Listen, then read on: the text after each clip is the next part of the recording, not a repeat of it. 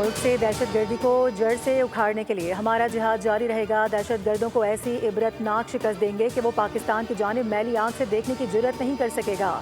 وزیر اعظم شہباز شریف کی زیر صدارت امن و امان کی صورتحال پر اہم اجلاس میں گفتگو۔ کہا کہ پاکستان کے دشمن ہماری معاشی کامیابیوں سے خائف ہیں۔ ہمیں آپس کے تمام اختلافات کو بھلا کر دہشت گردی کے خاتمے کے لیے مل کر کام کرنا ہوگا۔ وزیر اعظم نے ہدایت کی کہ انسانی اسمگلنگ کے نیٹ ورک کے گرد گھیرا مزید تنگ کیا جائے اور اسمگلروں کو قانون کے شکنجے میں لایا جائے۔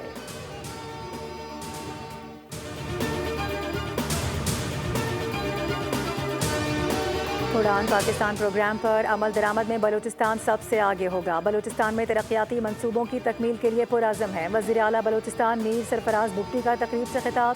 کہا کہ ہمارے ہاں بڑا چیلنج گورننس کا ہے۔ صوبے میں میرٹ کی بالادستی یقینی بنائیں گے۔ بلوچستان کی ترقی کے لیے وفاق کا تعاون بہت اہمیت کا حامل ہے۔ اڑان پاکستان کو کامیاب بنانے میں صوبوں نے بھی اپنا کردار ادا کرنا ہے۔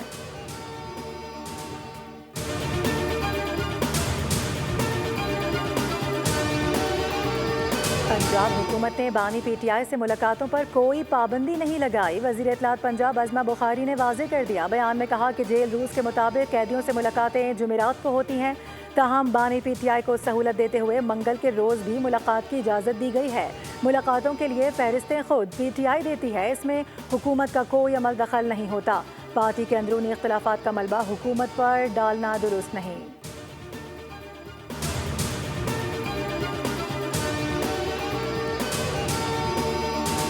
اور پیپلز پارٹی کا حیدرآباد میں پاور شو، جلسے کی تیاریاں مکمل کر لی گئیں۔ چیئرمین پیپلز پارٹی بلاول بھٹو سمیت اعلیٰ قیادت کارکنوں سے خطاب کریں گے۔ حیدرآباد میں جمع ہو کر NA 213 کی کامیابی کا جشن منائے۔ بلاول بھٹو زرداری کی عوام سے اپیل۔ کہا کہ عمر کوٹ نے دنیا کو بتا دیا، حیدرآباد بھی ثابت کر دے گا کہ عوام پیپلز پارٹی کے ساتھ ہیں۔